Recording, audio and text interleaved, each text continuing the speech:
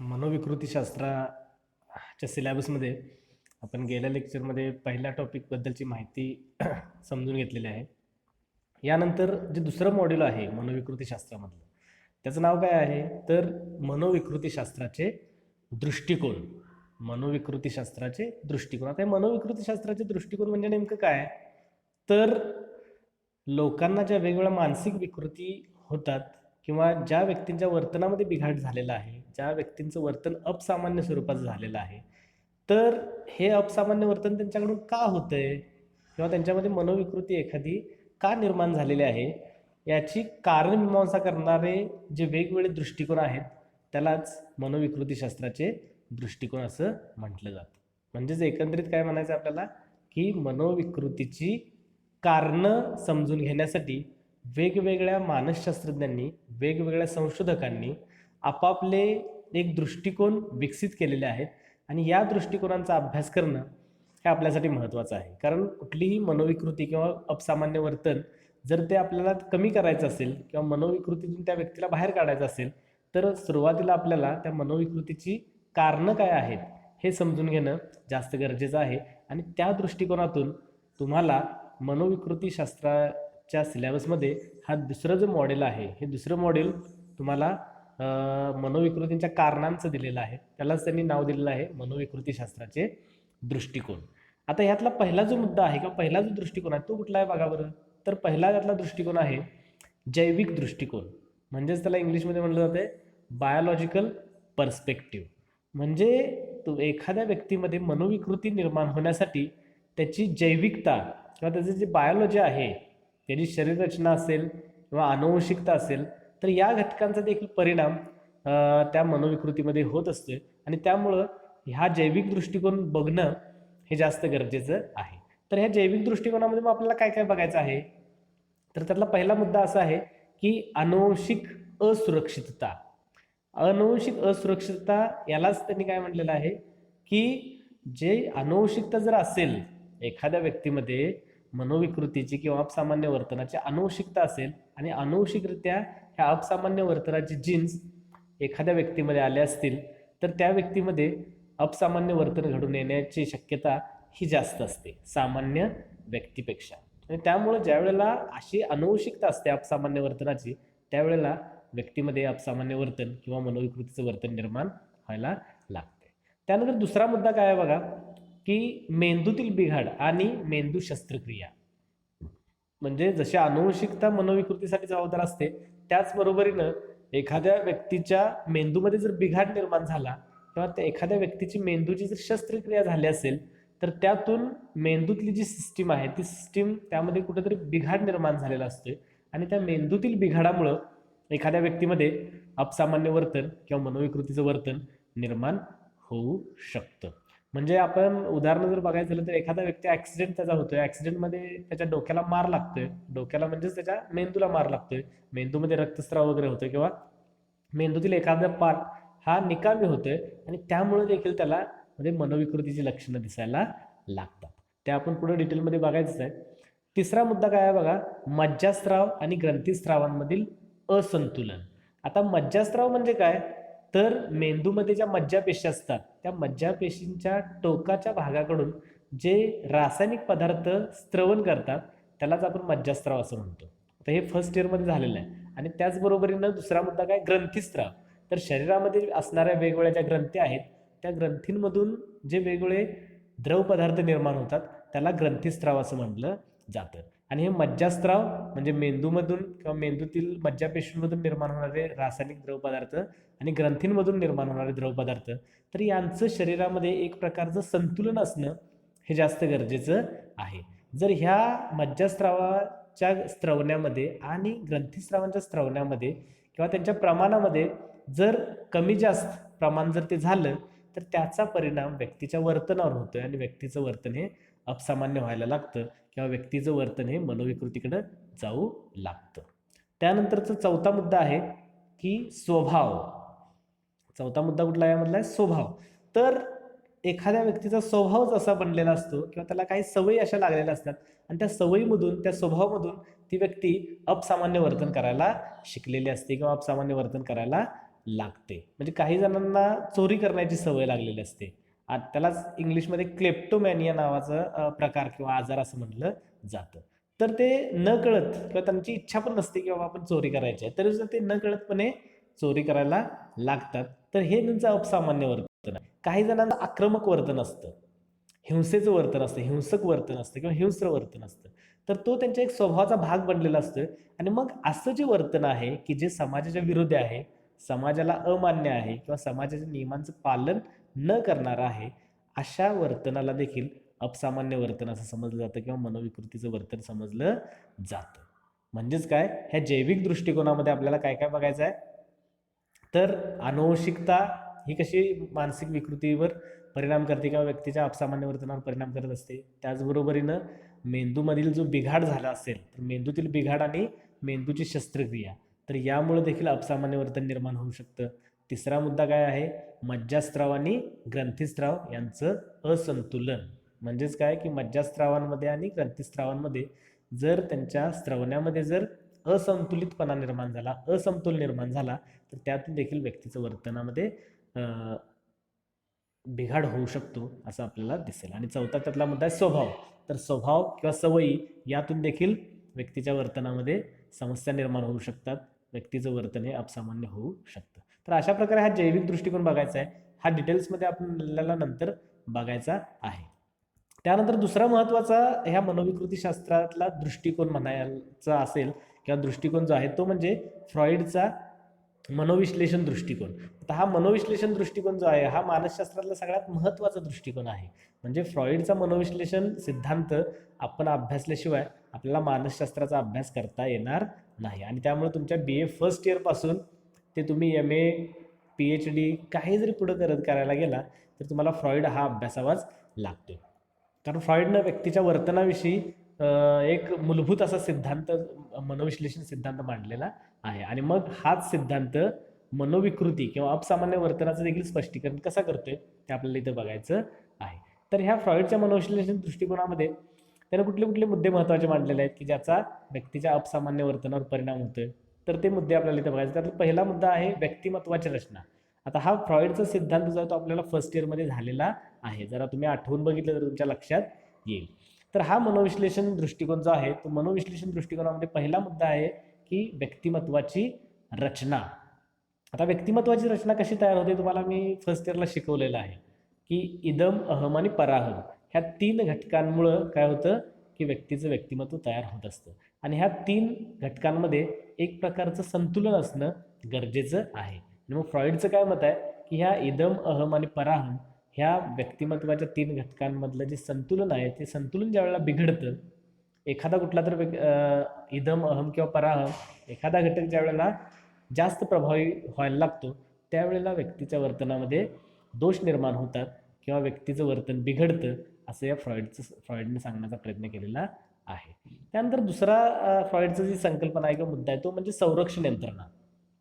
तर व्यक्ती आपल्या अहमचं संरक्षण करण्यासाठी वेगवेगळ्या संरक्षण यंत्रणा वापरत असते. आता या संरक्षण यंत्रणाचे वेगवेगळे प्रकार आहेत. त्यातलं तुम्हाला एक फक्त उदाहरण मी सांगतो की भाव विस्थापन.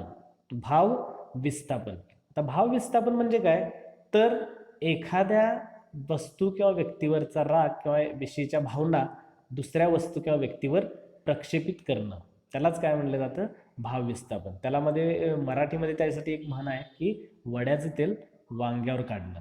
म्हणजेच काय की एकाचा राग दुसऱ्यावर काढणं किंवा एका व्यक्तीबद्दलच्या भावना दुसऱ्या व्यक्तीसमोर व्यक्त करणं. तर यातून काय होत असतं, तर स्वतःच्या अहमचा म्हणजे इगो ज्याला म्हटलं जातं, तर त्या इगोचा संरक्षण त्यातून केलं जातं. आणि ह्या अशा अनेक प्रकारच्या संरक्षण यंत्रणा ज्या आहेत, तर या संरक्षण यंत्रणांचा विचार इथं करणं गरजेचं आहे. कारण संरक्षण यंत्रणा जो व्यक्ती जास्त वापरत असतोय तर त्याच्या वर्तनामध्ये बिघाड निर्माण झालेला असतोय असं आपल्याला म्हणता येईल. त्यानंतर तिसरा मुद्दा आहे फ्रॉइडच्या सिद्धांतामधला किंवा फ्रॉइडच्या दृष्टिकोनामधला, तो म्हणजे मनोलैंगिक अवस्था आणि विकास. मनोलैंगिक अवस्था आणि विकास. आता मनोलैंगिक अवस्था कुठल्या आहेत, तर तुम्हाला मी सांगितल्याप्रमाणे फर्स्ट इयरला शिकवल्याप्रमाणे 5 मनोलैंगिक विकासाच्या अवस्था आहेत. म्हणजे मौखिक अवस्था आहे, त्यानंतर गुदा अवस्था आहे, त्यानंतर शैशनव अवस्था आहे, त्यानंतर 5वी जी अवस्था आहे ती 5वी अवस्था लैंगिक अवस्था ती महत्त्वाची आहे. आणि ह्या 5च्या 5 ज्या अवस्था आहेत, 4थी अवस्था ती सुप्त अवस्था असते, म्हणजे ते अवस्था नसते, ती फक्त सुप्त कालखंड असतो लैंगिक विकासामधला. तर अशा प्रकारे ह्या ज्या 5 अवस्था आहेत, तर त्या 5 अवस्थांचा व्यक्तीच्या वर्तनावर परिणाम होत असतो. फ्रॉइडच्या मते पहिली जी 3 अवस्था आहेत, त्या पहिल्या 3 अवस्था व्यक्तीच्या वर्तनावर खूप मोठा प्रभाव पाडत असते. आणि ह्या पहिल्या 3 अवस्थेमध्ये जर व्यक्तीचा विकास व्यवस्थितपणे नाही झाला किंवा त्याच्या ज्या गरजा आहेत या 3 अवस्थेमधल्या, त्या गरजा त्या वेळेला पूर्ण नाही झाल्या, तर मग व्यक्तीच्या वर्तनामध्ये बिघाड निर्माण होतो. म्हणून इथं मनोलैंगिक विकासाच्या अवस्था पाहणं गरजेचं आहे. आणि ह्या फ्रॉइडचाच चौथा जो संकल्पना जी चौथी आहे, ती संकल्पना महत्त्वाची आहे, की ज्याच्यामुळं व्यक्तीच्या वर्तनामध्ये बिघाड निर्माण होऊ शकतो, व्यक्तीचं वर्तन हे मनोविकृतीकडे जाऊ शकतं. तर ही संकल्पना कुठली आहे? तर त्याला 2 नावं आहेत. एक म्हणजे ओडिपस गंड किंवा त्यालाच पितृभावगंड असं म्हटलं जातं, आणि दुसरं आहे इलेक्ट्रा गंड म्हणजे मातृभाव गंड. आता हे ओडिपस गंडामध्ये फ्रॉइडचं काय मत आहे, किंवा पितृभाव गंडामध्ये फ्रॉइडचं काय मत आहे, की जन्माला आलेल्या मुलीला आपल्या बापाविषयी लैंगिक आकर्षण असतं. मुलीला बापाविषयी आपल्या स्वतःच्या लैंगिक आकर्षण असतं. त्यालाच ओडिपस गंड किंवा त्यालाच पितृभावगंड असं म्हटलं गेलेलं आहे. आणि दुसरा गंड आहे तो म्हणजे इलेक्ट्रा गंड किंवा त्यालाच मातृभावगंड असं म्हटलं जातं. तर त्याचं काय, त्यामध्ये काय सांगितलं फ्रॉइडनं, की एखाद्या मुलाला आपल्या स्वतःच्या आईविषयी लैंगिक आकर्षण असतं आणि त्यालाच त्यानं इलेक्ट्रागंड किंवा मातृभावगंड असं म्हटलेलं आहे. येते लक्षात? तर अशा प्रकारे ह्या फ्रॉइडच्या संकल्पना आहेत आणि या संकल्पनातून फ्रॉइडनं आपला सिद्धांत विकसित केलेला आहे.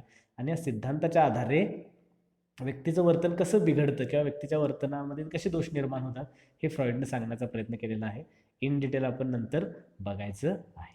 त्यानंतर ह्या दुसऱ्या मॉड्यूलमध्ये किंवा मनोविकृतीशास्त्राच्या दृष्टिकोनामधला तिसरा जो दृष्टिकोन आहे तो म्हणजे वर्तनवादी दृष्टिकोन. आता हा वर्तनवादी दृष्टिकोन पण आपण फर्स्ट इयरला शिकलेला आहे. आता वर्तनवादी दृष्टिकोनामध्ये काय मत मांडलेलं आहे, तर व्यक्तीचं जे वर्तन आहे हे व्यक्तीचं वर्तन शिकलेलं आहे असं ह्या वर्तनवादी दृष्टिकोनवाल्या सिद्धांतकर्त्यांचं मत आहे. व्यक्तीचं जे वर्तन आहे ते वर्तन शिकलेलं आहे. मग ते वर्तन सामान्य असू दे किंवा अपसामान्य असू दे. तर ही दोन्ही प्रकारची वर्तन व्यक्ती दुसऱ्याकडून शिकते, अध्ययनाच्या माध्यमातून ती शिकते आणि मग त्यातून तिच्या वर्तनामध्ये दोष निर्माण होतात असं वर्तनवादी दृष्टिकोनवाल्यांचं मत आहे. आणि मग हे वर्तन अध्ययन कसं केलं जातं, तर त्यासाठी त्यांनी वेगवेगळे संकल्पना मांडल्यात किंवा सिद्धांत मांडले. ते सिद्धांत कुठले आहेत, तर अभिजात अभिसंधान. तर हा आपल्याला माहिती आहे पॅव्लॉव या संशोधकांना मांडलेला सिद्धांत आहे अभिजात अभिसंधानाचा. त्यानं तो कुत्र्यावरचा प्रयोग केलेला आहे, फर्स्ट इयरला तुम्हाला शिकवलेलं आहे. तर ह्या अभिजात अभिसंधानामध्ये जसं कुत्रा लाळ निर्माण करायला शिकतो, तसंच एखादी व्यक्ती अपसामान्य वर्तन शिकते अभिसंधानाच्या माध्यमातून असं तिथं सांगितलेलं आहे. त्यानंतर दुसरा सिद्धांत आहे साधक अभिसंधान. तर हे साधक अभिसंधान कोणी सांगितलं, तर B.F. स्किनर, की ज्यानं उंदरांवरती प्रयोग केलेला आहे. आणि ह्या B.F. स्किनरनं काय सांगितलेलं आहे, की एखाद्या वर्तनाला बक्षीस किंवा शिक्षा दिली तर विशिष्ट वर्तन वाढीस लागू शकतं. आणि मग ज्या वेळेला अपसामान्य वर्तनाला बक्षीस दिलं जातं त्यावेळेला काय होतं, की ते वर्तन पुन्हा पुन्हा व्हायला लागतं आणि त्यातूनच अपसामान्य वर्तन निर्माण होतं असं ह्या साधक अभिसंधानाचं मत आहे. त्याचबरोबरीने यातला तिसरा मुद्दा जो आहे तो म्हणजे सामान्यीकरण आणि भेदबोधन. ह्या संकल्पना आपण फर्स्ट इयरला शिकलेलो आहे, की एखाद्या वर्तनामध्ये सामान्यीकरण कसं केलं जातं किंवा त्यांच्यामधला भेद करून वर्तन कसं केलं जातं ते पण इथं बघायचं आहे. त्यानंतर चौथा मुद्दा आहे निरीक्षणात्मक अध्ययन. म्हणजे जसं अभिसंधानाच्या माध्यमातून व्यक्तीचं वर्तन किंवा अध्ययन व्यक्ती करते, त्याचबरोबरीनं निरीक्षणात्मक अध्ययनाच्या माध्यमातून देखील व्यक्ती विशिष्ट वर्तन करायला शिकते. म्हणजेच एखाद्या व्यक्तीचं वर्तन कसं आहे तर ते वर्तन पाहून व्यक्ती वर्तन करायला शिकते. त्यालाच मॉडेलिंग असं म्हटलं जातं किंवा निरीक्षणात्मक अध्ययन किंवा ऑब्झर्वेशनल लर्निंग असं म्हटलं जातं. म्हणजे लहान मुलं देखील, लहान मुलांचे जर पालक, त्याचे वडील जर सिगारेट स्मोकिंग करत असतील तर ते मूल न कळतपणे ते बघतं वर्तन आणि एखाद्या दिवशी तेच मूल ते सिगारेट हातात घेऊन आपल्या पप्पांच्या स्टाईलमध्ये ओढण्याचा प्रयत्न करतं. म्हणजे हे त्याचं निरीक्षणात्मक अध्ययन आहे आणि अशातूनच मग हे अपसामान्य वर्तन प्रकार व्यक्तींमध्ये निर्माण होऊ शकतात असं ह्या वर्तनवादी दृष्टिकोनवाल्यांचं मत आहे, हे लक्षात घ्या. ठीक आहे. त्यानंतर जो चौथा दृष्टिकोन आपल्याला बघायचा आहे, चौथा दृष्टिकोन ह्या मनोविकृतीशास्त्रांच्या दृष्टिकोनामधला चौथा दृष्टिकोन महत्त्वाचा दृष्टिकोन आहे, तो आपल्याला बघायचा आहे. तो म्हणजे 2.4 सामाजिक दृष्टिकोन, सोशल पर्स्पेक्टिव्ह. म्हणजे समाजामध्ये व्यक्ती हा सामाजिक प्राणी आहे आणि तो समाजामध्ये राहत असेल. मग समाजामध्ये राहत असताना व्यक्तीला जे काही अनुभव येतात त्या अनुभवातून व्यक्तीच्या वर्तनामध्ये अपसामान्यत्व येऊ शकतं, असं ह्या सामाजिक दृष्टिकोनवाल्यांचं मत आहे. मग आता ह्या सामाजिक दृष्टिकोनवाल्यांनी काही काही मुद्दे जे सांगितलेले आहेत ते कुठले आहेत मुद्दे की ज्यामुळे व्यक्तीचं वर्तन अपसामान्य होऊ शकतं? तर ते मुद्दे बघा. पहिला मुद्दा त्यातला आहे सुरुवातीच्या काळातील वंचितता आणि आघात. म्हणजे ज्यावेळेला मूल लहान असतं आणि ह्या लहान असताना त्या मुलाच्या वाट्याला जर दुःख आलं असेल, दारिद्र्य आलं असेल किंवा वंचितता आली असेल, म्हणजे त्याला जे काही पाहिजे ते कधीच मिळालं नसेल, तो सर्व घटकांपासून सर्व सुखापासून जर वंचित राहिला असेल किंवा त्याच्यावर काहीतरी मोठा दुःखदायक किंवा आघातजन्य असा प्रसंग त्याच्या आयुष्यात घडला असेल, तर त्या प्रसंगाचा परिणाम म्हणून पुढच्या काळात म्हणजे ती व्यक्ती ज्यावेळेला मोठी होणार आहे त्या काळामध्ये त्या व्यक्तीच्या वर्तनामध्ये दोष निर्माण होऊ शकतात किंवा त्याचं वर्तन हे अपसामान्य होऊ शकतं. आणि त्यामुळे फ्रॉइडचं देखील काय मत आहे की जन्मापासूनची पहिली 5 वर्ष ही व्यक्तीच्या आयुष्यातली सगळ्यात महत्त्वाची वर्ष आहेत आणि ह्या पहिल्या 5 वर्षामध्ये जे जे अनुभव ती व्यक्ती घेत असते त्या अनुभवावरच त्याचं पुढचं व्यक्तिमत्व जे आहे किंवा पुढचे त्याचे वर्तन प्रकार आहेत ते निश्चित होत असतात, असं फ्रॉइडचं मत आहे. तर हा सामाजिक दृष्टिकोनामधला पहिला मुद्दा आहे की सुरुवातीचा काळ जो आहे तो महत्त्वाचा आहे आणि या काळामध्ये जर वंचितता निर्माण झाला असेल, काही आघातजन्य प्रसंग घडला असेल, तर त्यातून काय होणार आहे की व्यक्तीचं वर्तन हे अपसामान्य होणार आहे. त्यानंतर यातला दुसरा मुद्दा आहे पालकत्व शैलीमधील समस्या. मग तुम्हाला मी सांगतो की जर पालकच जर चुकीच्या पद्धतीनं वर्तन करत असतील किंवा पालकांच्या वर्तनामध्ये काही दोष निर्माण झाले असतील किंवा काही दोष असतील, तर तेच वर्तन मुलं आत्मसात करत असतात किंवा त्याच वर्तनाचा प्रभाव मुलांच्यावर पडत असतो आणि मुलं निरीक्षणात्मक अध्ययनाच्या माध्यमातून पालकांचं जसं वर्तन आहे तसंच वर्तन करण्याचा प्रयत्न करतात आणि त्यातून देखील काय होऊ शकतं की पालकांच्या वर्तनातील जे अपसामान्यत्व आहे ते मुलांच्या वर्तनात अपसामान्यत्व येऊ शकतं आणि त्यामुळे पालकत्वाची शैली कशी आहे म्हणजे पॅरेंटिंग स्टाईल कशी आहे त्यावर देखील मुलांचं वर्तन अवलंबून आहे असं आपल्याला म्हणता येईल. त्यानंतर तिसरा जो मुद्दा आहे ह्या सामाजिक दृष्टिकोनामधला तो कुठला आहे बघा, वैवाहिक मतभेद आणि घटस्फोट. तर आजच्या काळामध्ये जर बघितलं आपण तर वैवाहिक मतभेद वाढण्याचं प्रमाण हे जास्त वाढत चाललेलं आहे किंवा कुटुंबातल्या ज्या समस्या आहेत, कौटुंबिक समस्या आहेत त्या खूप मोठ्या प्रमाणात वाढत चालल्या आहेत. त्यातल्या त्यात नवरा बायकोंमधल्या ज्या समस्या आहेत त्या खूप मोठ्या प्रमाणात वाढत चाललेल्या आहेत, त्यांच्यामध्ये मतभेद होत चाललेले आहेत.